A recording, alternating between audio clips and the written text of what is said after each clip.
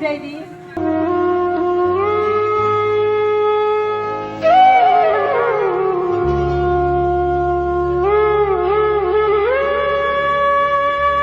तर यो समस्याको समाधान गर्नका लागि वास्तवमा यो काम चाहिँ नेपालको सरकारले गर्नुपर्ने काम हो। कर जनताले सरकारलाई यस्तै पीडित नागरिकलाई पाओस् भनेर दिएको। ल जानुस् त अमेरिकामा, ल युरोपमा जानुस्, राष्ट्रपतिले पछि वर्षमा 11 करोड भन्दा बढी खर्च गर्छन्। के मन्त्री भएर हुई हुई गरेर गाडी चढ्नका लागि सरकार बनाएको हो?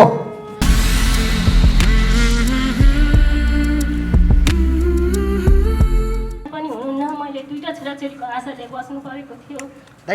छोरालाई एकदम ब्लड क्यान्सर भएको हुनाले म धेरै समस्यामा परेकी छु।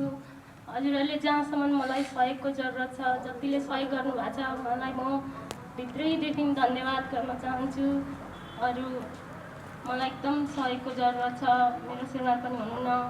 म दुईवटा छोराछोरी, सानो छोरालाई ब्लड क्यान्सर छ, ठुलो छोरा डिप्रेसनमा गएको छ। मेरो घरको स्थिति पनि धेरै कम छ। मलाई सबै जनताले जतिले हेर्नुभएको छ मलाई सहयोग गरिदिनु होला। मलाई योभन्दा अरू भन्न पनि सक्दिनँ। मेरो सबैभन्दा म त एउटा जन्म दिने आमा मात्रै हुँ। मलाई यताउति हेर्दा मेरो बहिनीले मलाई सहयोग गरेकी छे। म सबै थोक बहिनीलाई भन्न चाहन्छु, किनकि मलाई धेरै बोल्न पनि सक्दिनँ। मलाई यति भन्न चाहन्छु, मलाई धेरैभन्दा धेरै सहयोगको जरुरत छ। मेरो कोही छैनन्। मलाई दुईवटा छोरा भनेको तपाईँ हात र देब्रे हात थियो। मेरो यो छोराको मुख हेरेर बस्नुहुन्थ्यो। आज यो छोरालाई यस्तो भयो। म त्यही हुनु, मेरो कुरा सबै बहिनीलाई भन्नु। बाबुले कोही यहाँ मैले दिदी बाहिर हुनुहुन्थ्यो, इन्डिया हुनुहुन्थ्यो। किन आज खसेदेखि ठुलो बाबुलाई पनि मैले नि ल्याएर पढाएको 5देखि नानीहरूसँगै। सानो चाहिँ मामा घरमा बस्थ्यो दाईहरूसित। अनि बाबुलाई चाहिँ पहिले असारतिरै ल्यायो। अनि आँखा उसको एकदम कम थियो। डक्टरले बोन मेरोहरू गर्यो। त्यस्तो डराउनु पर्दैन, क्यान्सर त होइन भनेर पठाइदियो। राम्रो भएर बाबुलाई मैले सप्तमीको दिनै घर पठाइदिएँ। अब चाडबाड थियो, दिदी पनि आउनुभयो। अनि फेरि उसको यो माथिको आँखा तिहारको भोलिपल्ट चाहिँ यो माथिको आँखा स्याट्टै झरेछ। नानी नै बाहिर निक्ल्यो। अनि फेरि भाउजूहरूले फोन गर्नुभयो, नानी सगुलाई त यस्तो यस्तो भएको छ। अनि फेरि पठाउनु न त भाउजू भने फेरि यहाँ ल्याउँदाखेरि उसले आँखाको गेडै बाहिर झरिसकेको थियो। गेडा झरिसकेको थियो। अनि अन्कोलोजी नै लानु। अब हामीले सुरुमा त टिचिङ लाग्यौँ। आँखा त्यस्तो भएर हामीलाई क्यान्सर भन्ने त शङ्कै थिएन। मलाई दिदी पनि हुनुहुन्न थियो। क्यान्सर भन्ने त उसको शङ्कै थिएन। तर टिचिङ लाग्यौँ। टिचिङमा होइन, यो उहाँको पहिलो समस्या भएर एकपल्ट अर्कोमै लानु भन्यो। दिदीलाई अनि फोन गरेँ, दिदी बाबुलाई त पहिले जस्तो होइन कि आउनुपर्छ कि फेरि एकपल्ट भनेर दिदीलाई फोन गरेँ। अनि बाबुलाई लगेँ, अर्कोमा लगेँ। अनि डक्टरले बोन मेरो गर्नुभयो, बाहिर पठाउनु भयो। आउँदाखेरि त ब्लड क्यान्सर पनि AML रहेछ। र सोचे जस्तो होइन रहेछ। डक्टरले नि काउन्सिलिङ गर्नुभयो। तपाईँ के गर्नुहुन्छ? त्यतिखेर दिदी आइपुग्नु भएको थिएन। के गर्नुहुन्छ? बाबुको त 40देखि 50% मात्रै छ सम्भावना। तपाईँलाई उपचारको खर्च पनि 15-20 लाख लाग्छ। तपाईँ के गर्नुहुँदो रहेछ? उसको मम्मी पनि रहनु रहेछ यहाँ भन्दा मैले होइन, जे हुन्छ आँटो म गर्छु। उसको मम्मी बिस्तारै आउँदै गर्छ भनेर मैले आँट गरेँ। दिदी पनि आउनुभयो। अनि हामीले बिस्तारै जति मैले सकेँ मैले गरेँ। नसकेको मैले मेरो आफन्त घरपट्टि माइतपट्टि मैले चिने जान सबैसँग हात फैलाएँ। हात फैलाउँदा जतिले मलाई सहयोग गर्नुभयो। बाबुको 40देखि जम्मा 50% मात्रै बाँच्ने चान्स थियो। अहिले हेर्दाखेरि त बाबु तपाईँहरूकै सामु छ। यतिसम्म मलाई सबै मेरो आफन्त सहयोगी मनहरूले सहयोग गरेर यतिसम्म पारिदिनु भएको छ। बाबुको उपचारको अवधि भनेको 2 वर्ष हो। अझ पनि उसलाई यति भएर पनि हुँदैन। उसको बोन मेरो ट्रान्सफर गर्नुपर्ने हुन्छ। त्यही भएर अहिले हेर्दाखेरि त उसकोमा क्यान्सरको 0% छ। अब मेन्टिलेसन र उसले ठिक भएन भने अब बोन मेरो गर्नुपर्छ, भएन भने बोन मेरो ट्रान्सफर गर्नुपर्छ भन्नुभएको छ। यतिमा मेरो दिदीको सम्भवै छैन। उसको कमाउने कोही नै छैन। उसलाई बाँच्ने एउटै त्यही 2टा बाबु थियो। ठुलो बाबु पनि डिप्रेसनमा गयो। बाबुको उपचार गर्दाखेरि मैले ठुलोलाई पनि पढाइ छोड्नु आउनु पऱ्यो 11देखि। मैले सक्दै सकिनँ। म पनि अर्का घर गएको, माइतीको मात्रै गरेर पनि हुँदैन थियो। मैले ठुलो बाबुलाई पनि पढाइ छुट्याइदिएँ। यसमा चाहिँ हालिदिन्छु भनेको अहिले त बाबुको जम्मा अहिले त क्यान्सरको त घटेको छ, 2% आएको छ भनेको छ। अब हेरौँ भेन्टिलेसनले कतिको ठिक गर्छ। नभए 8 महिनामा बोन मेरो गरेर हेर्नुपर्छ। क्यान्सरले भएन भने बोन मेरो ट्रान्सफर गर्नुपर्छ भन्नुभएको छ डक्टरले। अहिले जति जति दिदीको आएको सहयोग अरूबाटै गरिरहेको छ। अब आशा छ जसले हेर्नु भएको छ तपाईँले आफ्नै बाबु आफ्नै भाइ सम्झेर यो बाबुलाई बचाउने काम गरिदिनु।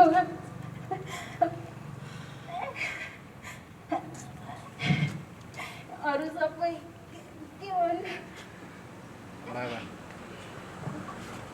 विभिन्न साथीहरूले सहयोगी मनहरूले सहयोग गरिराख्नु भएको छ। मेरो एउटा कुरा भन्नु छ के, जबसम्म यो देशको यस्तो किसिमको शासन व्यवस्था हुन्छ तबसम्म यो देशमा कोही पनि मान्छेले न्याय पाउँदैन। हामी कहिलेसम्म टिक्न सक्छौँ भन्ने कुरा छ। आज उहाँ मात्र होइन, 50,000 भन्दा बढी मृगौलाका बिरामीहरू सडकमा छटपटीको अवस्था छ। हरेक दिन हरेक पटक बिरामीहरू पीडितहरू आइरहेको अवस्था छ। तर यो समस्याको समाधान गर्नका लागि वास्तवमा यो काम चाहिँ नेपालको सरकारले गर्नुपर्ने काम हो। सरकारले किन गर्नुपर्ने कि जनताले पैसा तिरेको छ। हामीले लगाउने कपडादेखि नुनदेखि सुनसम्म पिसाब फेर्न जाँदासम्म पनि सरकारलाई कर तिरेका छौँ। तर त्यो कर तिरे पछाडि हरेक देशका नागरिकको स्वास्थ्यका लागि, शिक्षाका लागि र रोजगारीका लागि सरकारले खर्च गर्नुपर्ने रकम थियो, तर यो सरकार गर्दैन। हामी सहयोगी मनहरूले, नागरिकले सहयोग गर्नुपर्ने, मान्छे बिरामी भयो भने यस्तो देशको शासन व्यवस्थाभित्र हामी बसेका छौँ। तर कर लिँदाखेरि देख्नु भएको छ तपाईँले, ढाड सेकेर कर लिन्छ। इभन पिसाब फेर्न गयो भने कर छोड्दैन। मृत्यु भइसके पछाडि पछि तपाईँको काठ और पशुपति आर्यघाटमा पोल्ने दाउरामा कर लिन्छ यिनीहरूले। त्यतिले मात्र छोड्दैन यिनीहरूले, पाइमा कर लिन्छ। तर त्यो करको सदुपयोग प्रचण्डका 77 जना सुरक्षाकर्मी चाहियो। राष्ट्रपतिले यो अघिल्लो वर्ष मात्र 48 करोड रुपियाँ बढी खर्च गर्नुभएको छ। प्रधानमन्त्रीले 11 अर्ब भन्दा बढी खर्च गर्नुभएको छ। सरकारी कर्मचारीलाई प्राडो चाहियो जनताको। त्यो कर हामीले केका लागि तिरेको भने यस्तै पीडितहरूका लागि सरकारको तपाईँको एउटा राहत कोष हुन्छ। त्यो राहत कोषबाट नागरिकले फ्रीमा सुविधा पाउन् भनेर तिरेको। जबसम्म यो सरकारको व्यवस्था यस्तो हुन्छ तबसम्म उहाँहरूले कहिले पनि न्याय पाउँदैन। उहाँ मात्र होइन, उहाँ जस्ता अहिले नेपालमा 1.5 लाख भन्दा बढी मान्छे छन्।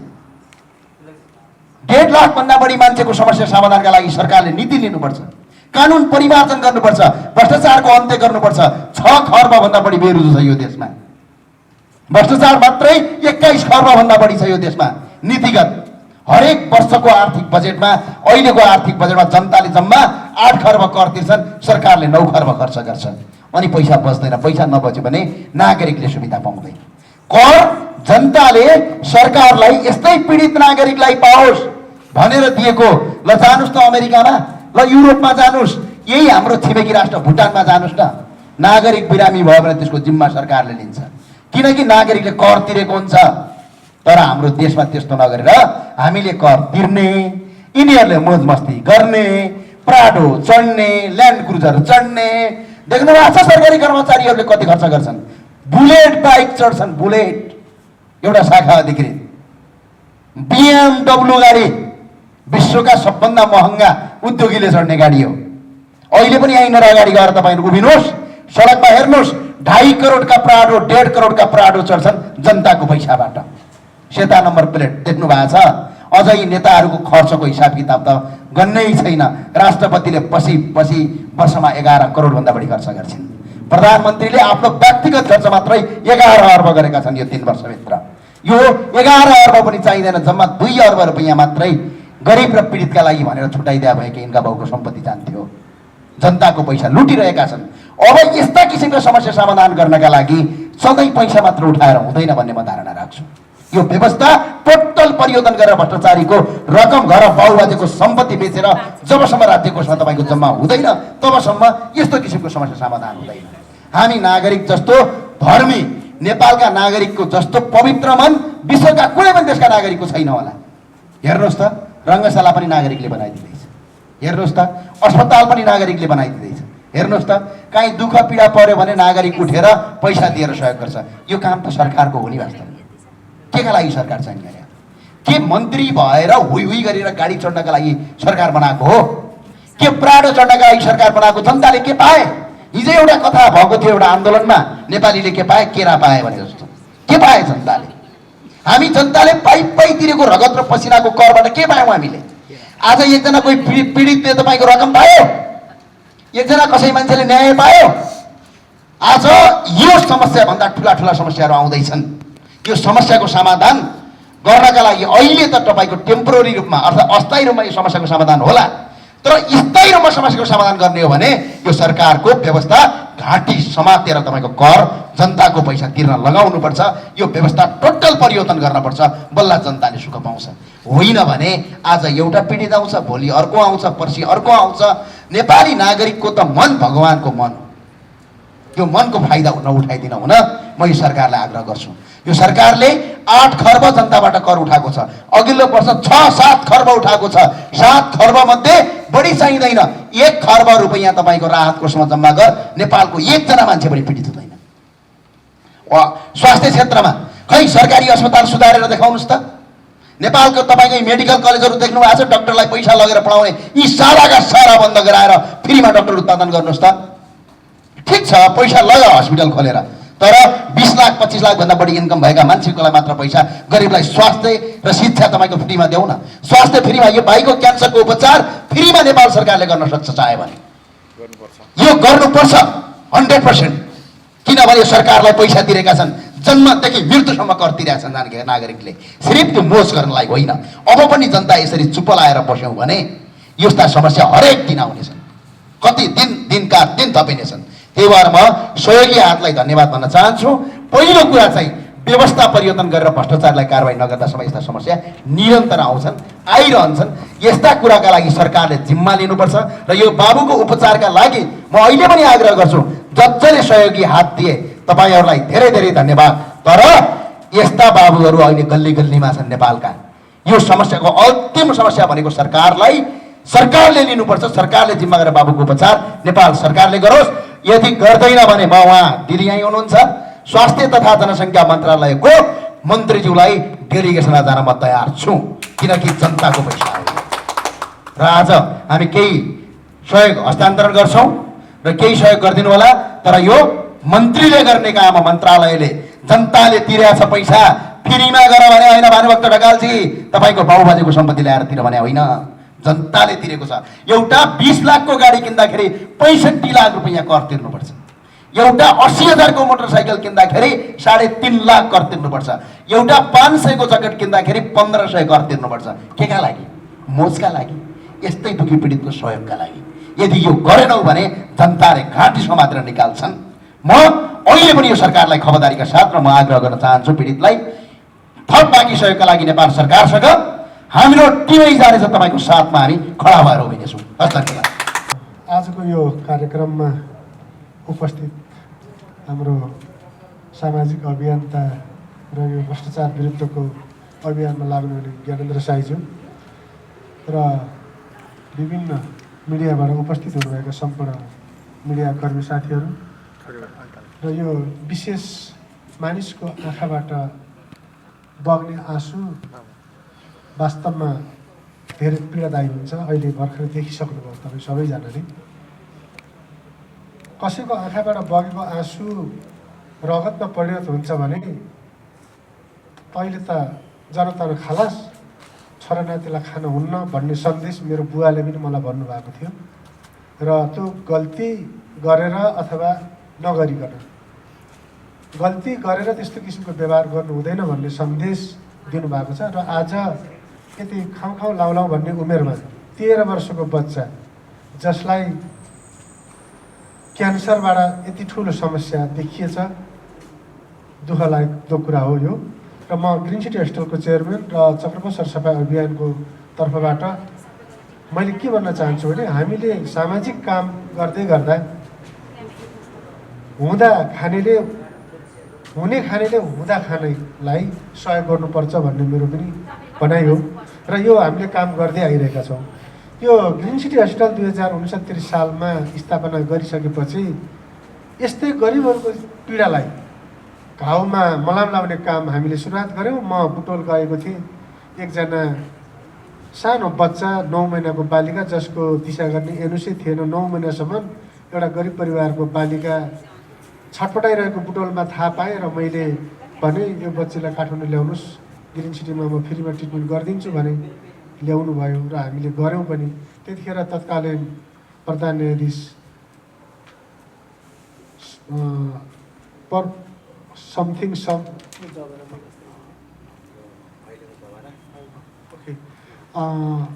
जबराजी हुनुहुन्थ्यो र उहाँले पनि साइक्लिङ गरेर पैसा केही उठाइदिनु भएको थियो र यो अलिकति लगभग 7-8 वर्षको कुरो भएको हुनाले मैले उहाँको चाहिँ नाम भुल्न गएको हो। र एनिवे तपाईँहरूले चाहिँ जुन हिसाबबाट चाहिँ यो एउटा 13 वर्षको बच्चाको लागि एउटा न्युज बनाइदिने र यो एउटा सोसल कामको दायित्व पनि तपाईँहरूले लिइरहनु भएको छ। यसमा विशेष गरेर लन्डनमा बस्ने गोकर्ण बस्नेत मेरो साला पर्चन नाताले र उहाँको मिसेस दुवैजनाले जुन किसिमबाट एउटा पैसा कलेक्सन गरेर यो बाबुको लागि पठाइदिनु भएको छ, उहाँहरूको लागि चाहिँ धेरै धेरै धन्यवाद दिन चाहन्छु। सामाजिक काम गर्न भित्र मनबाटै जाग्नुपर्छ, मनबाट जागेन भने केही पनि गर्न सकिँदैन। र मानिसले काम गर्दै जाँदा सानातिना कमी कमजोरी हुन्छन् र कमी कमजोरीलाई कहाँनिर कमी कमजोरी छ भनेर कोट्टाउने र तपाईँहरूले त्यो ठाउँलाई त्यसलाई चाहिँ सजगमा ल्याउने पत्रकारिताको धर्म हो, त्यो चाहिँ तपाईँले गर्नु नै पर्छ। र जसरी न्युज बनाउँदाखेरि पनि म मिडियाकर्मी साथीहरूलाई विनम्र अनुरोध गर्छु, न्युज जस्ताको तस्तै मार्केटमा ल्याइदिनुहोस्, त्यो नै सत्यता हुन्छ। यहाँ धेरै न्युजहरू गलतमा आइरहेका छन्, त्यस्ता गलत न्युजहरू जाँदा समाजमा कसैलाई फाइदा होला र कसैलाई नोक्सान हुन्छ। त्यस्तो नोक्सान हुने काममा कसैले कसैको आफ्नो फाइदाको लागि मात्र नलाएर समाज सबै हाम्रो हो भन्ने उद्देश्यका साथमा तपाईँहरू लागिदिनुहोस्। पक्कै पनि पत्रकारिताको एउटा भूमिका त्यो नै राम्रो हुन्छ भन्ने मलाई लागिरहेको छ। र यो बाबुको बनमेरो गर्ने विषयमा ग्रिन सिटी हस्पिटलमा हामीसँग अन्कोको डक्टर मात्रै हुनुहुन्छ, तर हामीकोमा बनमेरोको सिस्टम छैन र हामीकोमा किमो चढाउने सिस्टम छ। हामीले अन्कोको डक्टरसँग एकचोटि सल्लाह गरेर त्यो बाबुको लागि चाहिँ के गर्न सकिन्छ एकचोटि मलाई भोलितिर चाहिँ तपाईँहरू भेट्नुहोस्। सायद मलाई लाग्छ तपाईँहरू ग्रिन सिटीमा आउनु भएको छ कि छैन, आइरहनु भएको छ होइन। एनिवे तपाईँहरू आउनुहोस्। मानिसलाई 3वटा कुराहरू जीवनमा नपरोस्, एउटा हस्पिटल, एउटा अदालत, एउटा पुलिस केस। परेपछि त नगई सुख छैन। र यो बच्चा 13 वर्षको बच्चा, यति सानो बच्चालाई क्यान्सरको रोग लाग्छ भनेर कसैले भन्न सकेको थिएन। तपाईँ हाम्रो निधारमा रोग यो आएको छ भनेर कसैले पनि भन्न सक्दैन। यदि तपाईँहरू डक्टरको अगाडि जानुभयो र डक्टरकोमा उभिनु भयो भने डक्टरले पनि तपाईँलाई यो रोग लागेको छ भनेर भन्न सक्नुहुन्न। किनभने जबसम्म हामीले चाहिँ हेल्थ चेकअप गर्दैनौँ, हाम्रो चाहिँ होल बडी प्याकेजको सिस्टममा हामी गएनौँ भने हामीलाई विभिन्न किसिमका रोगहरू लाग्न सक्छन्। त्यो रोगहरूलाई निवारण गर्नको लागि ल्याबबाट सुरुवात हुन्छ र त्यो ल्याबको रिपोर्ट हेरेर डक्टरले सल्लाह दिनुहुन्छ। त्यस भएको हुनाले सबै जहाँ जहाँबाट मिडिया यो न्युजहरू हेरिरहनु भएको साथीहरूलाई मेरो के अनुरोध भने वर्षको सकिन्छ 3 चोटि होइन भने 2 चोटि होल बडी प्याकेजको सिस्टममा जानुभयो भने पक्कै पनि धेरै कुराहरू तपाईँको स्वास्थ्यमा थाहा हुनसक्छ र तपाईँले के गर्ने के नगर्ने भन्ने कुराहरू थाहा हुनसक्छ। यसमा यहाँहरूले चाहिँ आफ्नो शरीरको लागि आफैले ख्याल गर्नुहुन विनम्र अनुरोध गर्दछु र खानपानमा पनि धेरै अनुशासनमा बस्नुपर्छ। खानेकुराहरूलाई हामीले कन्ट्रोल गर्न सक्यौँ भने धेरै रोगहरू खानाबाट लाग्छ, त्यसलाई पनि कन्ट्रोल गर्नु होला भन्ने म यहाँहरूलाई चाहिँ अनुरोध गर्छु। र यो परिवारहरूलाई आज जुन किसिमको एउटा चाहिँ आर्थिक सङ्कलन जम्मा गरेर मलाई अघि बिहान मात्रै थाहा भएको थियो यो कुरा, तिलक वरिष्ठ गायक तिलक बस्नेतले आज यो कार्यक्रम चाहिँ एकचोटि आइदिनुहोस् भनेर भनेको हुनाले म अरू कार्यक्रममा जानुपर्ने थियो, तर त्यो कार्यक्रमलाई अलिकति पछाडि सारेर अनि म चाहिँ यहाँ आइरहेको छु। र मैले यहाँहरूलाई चाहिँ यो अनुरोध गर्छु, अहिले कोभिड-19ले हामी विश्वलाई नै सताइरहेको बेलामा काठमाडौँमा धेरै स्थिति डरलाग्दो भइसकेको अवस्था छ। काठमाडौँ मात्र नभएर देश हाम्रो काठमाडौँ मात्र नभएर नेपालभरि यो खालको रोगहरू फैलिसकेको अवस्थामा सबैले आफू सुरक्षित बस्नको लागि मास्क पक्कै पनि चाहिँ लगाएर बस्नुपर्छ र सोसल डिस्टेन्स मेन्टेन गर्नु होला। र सबै साथीहरूलाई म यही अनुरोध दिन्छु र यो बाबुको लागि हामीले गर्न सक्ने किसिमको सहयोग हस्पिटलको तर्फबाट पनि गर्नेछौँ। र यो न्युजमा कति कुराहरूलाई तपाईँहरूले चाहिँ ल्याइदिनुहुन्छ, तपाईँहरूले ल्याइरहनु भएको छ र मैले अघि पनि भनिसकेको छु, सत्य न्युजलाई ल्याउने प्रयासको लागि तपाईँहरूलाई चाहिँ विनम्र अनुरोध गर्छु र कहिले पनि न्युज बनाउँदा यहाँहरूले अरूलाई घाटा पर्ने र आफूलाई फाइदा हुने किसिमको न्युज नबनाइदिनु र विनम्र अनुरोध गर्दै मेरो आफ्नो भनाइबाट बिदा लिन चाहन्छु। धन्यवाद, नमस्कार। रकम आज आएको छ 2 लाख। भाइ अगाडि आऊ बाबु, उठ त।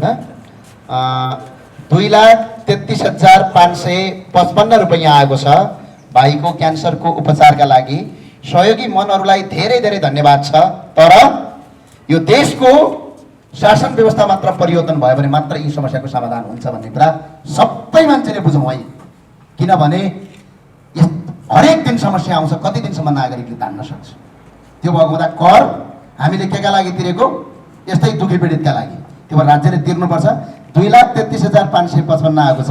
यसका लागि युकेबाट नारी मिलन महिला समूहमा गोमा खत्री र गोकर्ण बस्नेत लगायत अरूको पहलमा धेरै साथीहरूले गर्नुभएको छ। उहाँहरूले अघि नै नाम गर्नु भने 1,03,000 रुपियाँ त्यहाँबाट आएको छ। तालीले स्वागत गरौँ। उहाँ सहयोगी मनहरूलाई धेरै धेरै धन्यवाद छ। त्यस्तै गरेर साउदी अरबबाट चम्पक कार्कीजीले 1,21,551 रुपियाँ उहाँले पठाउनु भएको छ। उहाँलाई यो बाबुको जीवन रक्षाका लागि गरिदिनु भएकोमा धेरै धेरै धन्यवाद छ। त्यसै गरी कुमार कार्कीजीले 4,000 सहयोग गर्नुभएको छ, उहाँलाई धेरै धेरै धन्यवाद। त्यस्तै गरी कपिल कार्कीजीले 5,000 गर्नुभएको छ। र आज यो बाबुको लागि 2,33,555 रुपियाँ अब म हस्तान्तरण गर्न गइरहेको छु। 556 रुपियाँ र यसका लागि सबै सहयोगी आजलाई धन्यवाद। तर अब स्वास्थ्य मन्त्रालयको ढोका ढकढकाउनेवाला भएको छ। जनताको पैसा खाएर पराडो चढाएका छन् त्यहाँका कर्मचारीले।